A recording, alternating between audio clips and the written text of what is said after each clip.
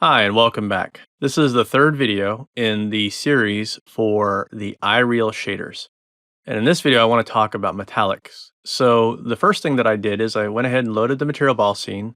I went ahead and used my iMetal base, and I reset all of the parameters back to the defaults for that shader. Now, what I want to talk about is creating a metallic material.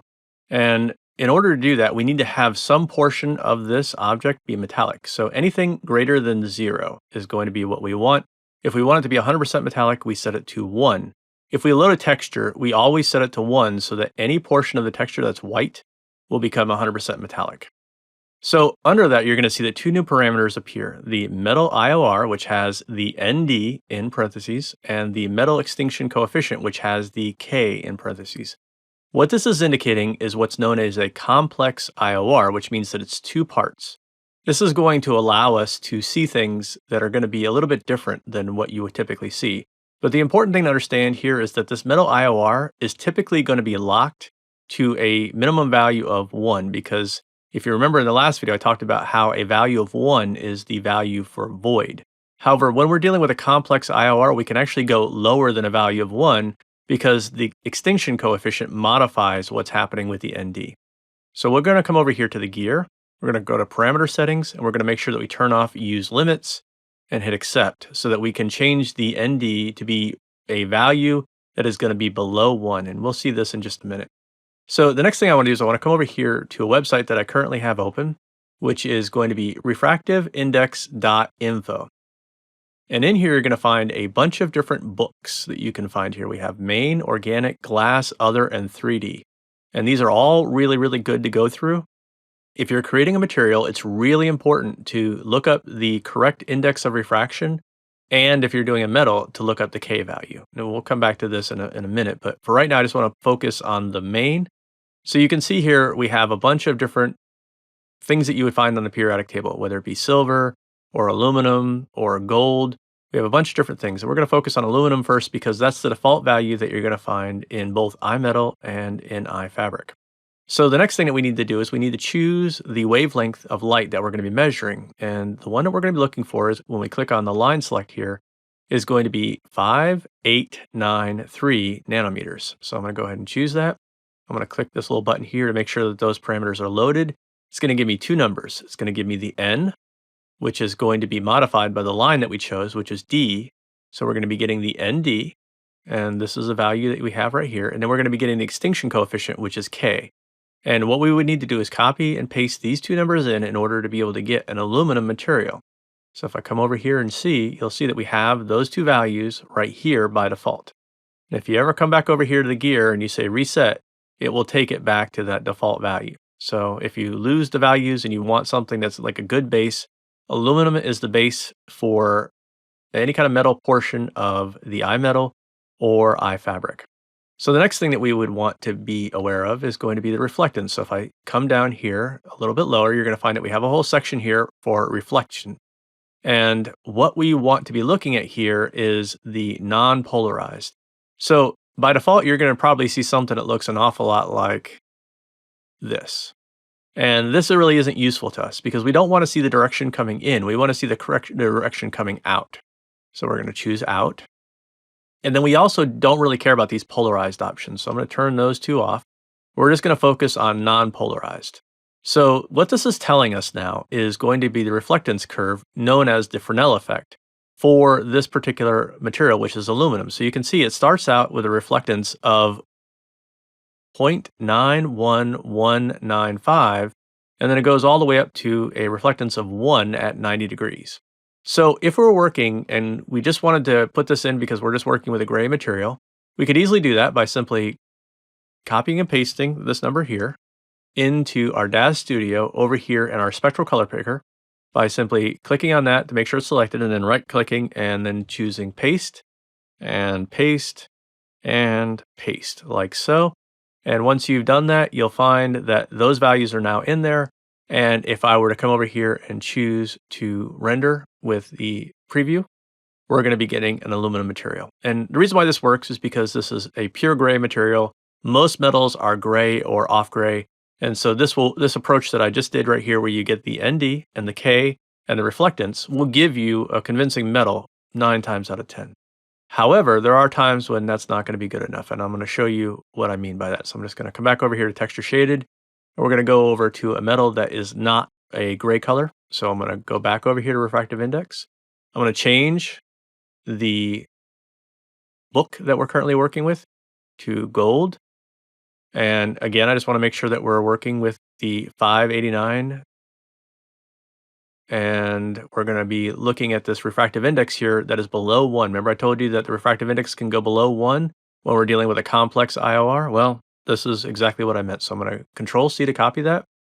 Come over here. I'm going to paste this in. And then I'm going to come over here. I'm going to get that K value, copy and paste, Control C, and Control V. And I'm most of the way to a gold now. However, what you're going to see is that we have our reflectance value that we're looking for. It's a little bit darker than what the aluminum was, but it goes all the way to white at 90. And it doesn't tell us anything about the color. And this is really important because we need to have some sort of hue and saturation in order to make this a gold instead of making it just another a variation on silver or chrome or some other type of gray metal. So there's a way that we can do this, and I just want to point out to you a couple flaws in the system of trying to do it through DAZ first. So I'm going to do the same thing I did over here. I'm going to select this, then right-click and paste this in, and Control V. And now that I've got that in, I'm going to come over here to the Windows color picker, and if you were on a Mac, you'd see the Mac color picker when you click on that. And what it's telling me is that the value here is 242. That is going to be the reflectance value. However, I know for a fact that this that we put in here is not actually 242. And so anything that I do with the hue and saturation here is actually going to be inaccurate. And it's going to be inaccurate in a number of different ways. But the first one is that it's going to be too bright. So I'm going to instead hit cancel. And what I'm going to do is I'm going to come over here and I'm going to go to another website that I currently have loaded, which is going to be tools.lgm.cl colorpicker.html. And this is going to be a HCl color picker. Now, if you're not familiar with HCl, this is basically the same kind of idea as HSL, but instead of working with HSL, which is based on RGB, HCl is based on lab color, which means that it's going to be much more accurate and it's going to be spectral. And this is really important because this is going to give us a better response from what we're getting here than what we would be getting from an RGB color picker like HSL. So the first thing that you would do is you would come over here to your luminance and you would simply paste that value in that you got. Now, the important thing to understand is that the decimal place is in a different location. So it would be after the first two numbers. So you basically just move in that decimal place 2 numbers like so. And then what you can do is you can simply click over here and you'll see that that number will now be sitting there. And it tells us that the actual value, instead of being 242, is actually 225. So this is the difference between the HCl color picker and the HSL color picker that you would find in Windows and most likely in a Mac as well. So that's the first thing that we need to be aware of. The second thing that we need to be aware of is that we want to be working with yellow. Now I know for purposes of what I'm dealing with here, that the color, the hue that we want to be working with, in this case it's called tone, is going to be at an angle of 90. So that's the reason why this arrow is right here. If you don't know what that is, then the best thing to do is just play with it until you find the hue angle. Then once you found the hue angle, then go ahead and paste in your luminance that you've gotten from over here and your reflectance. And then finally, you adjust the chroma until you find yourself somewhere within this range here that's considered valid. If it's beyond these beginning and end of this valid hue range, then what will happen is these numbers will change from RGB numbers into NaN, which means not a number. So if I set this to something like 50, you're going to see I get not a number. And you can see that we're not going to be in this range that we need to be in here. So what I'm going to do is I'm going to set this for something like, say, 47.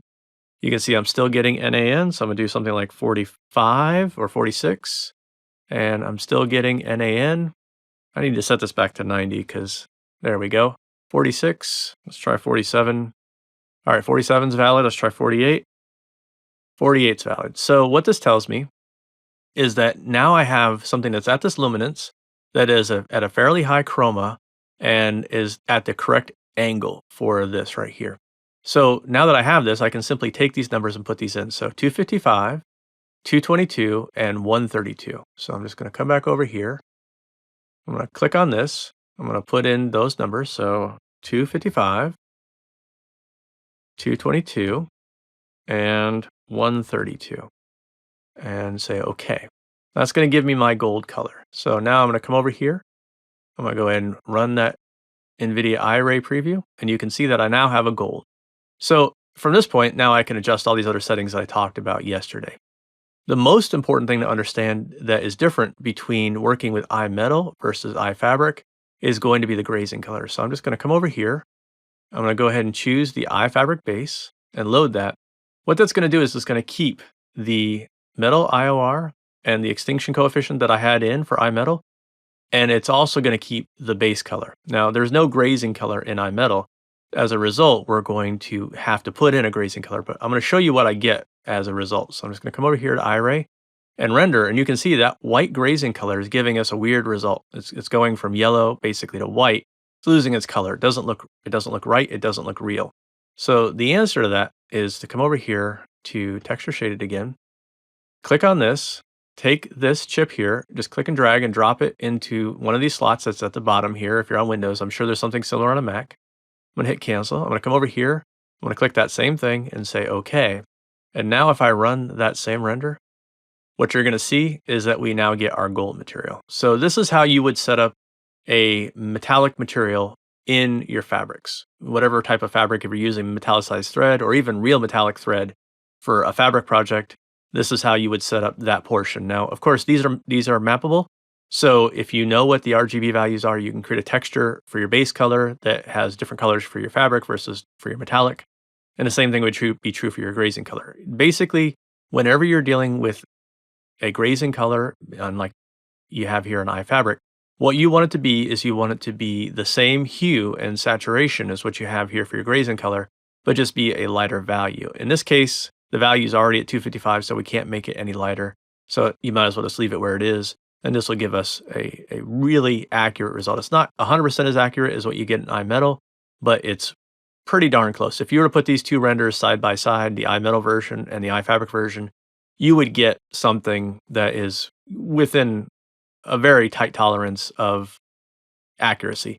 Now, the reason why I was okay with having something not be accurate here for the iFabric versus iMetal is because oftentimes when we're dealing with something like a metallic material, something like, say, a taffeta, we might want to do something like, say, have a different color. And this way we can have a color shifting fabric. And as you have already seen before, we can adjust the fall off exponent so that we get a difference in that shifting of color between the base color and the grazing color, and we can have a two-tone metallic fabric. That's basically the idea of why I tolerated a certain amount of inaccuracy on our metallic portion versus iMetal, is to be able to do that two-tone thing. We can't do that in iMetal, but we can do it over here in iFabric. If there's some reason why you need a two-tone metal and you are doing it in iMetal and then you realize you need it to be two-tone, well, the simplest thing to do is simply to do what I did here and just go ahead and take that iMetal material and switch it over to iFabric. Now, you will lose the microabrasion and the anisotropy separated as separate layers to blend in. You still have some anisotropy features here, but they're not quite the same. The sheen features are here. They're not something that you would find in iMetal.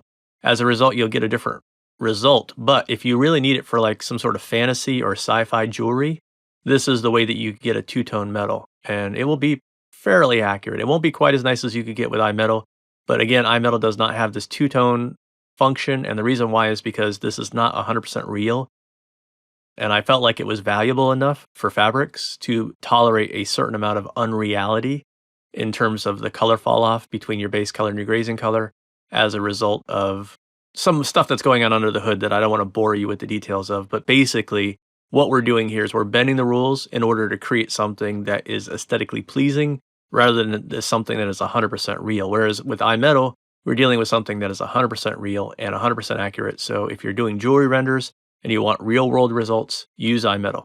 If you want to bend the rules a little bit and you want to have two tones, then you can use the iFabric and have access to your grazing color. And again, my advice would be to simply copy and paste those color values over, start from there, and then you can adjust colors as needed, and you'll be able to create your metals. Now that said, I'm going to go ahead and talk about the next video in a series, which will be coming out tomorrow, as long as everything goes according to plan.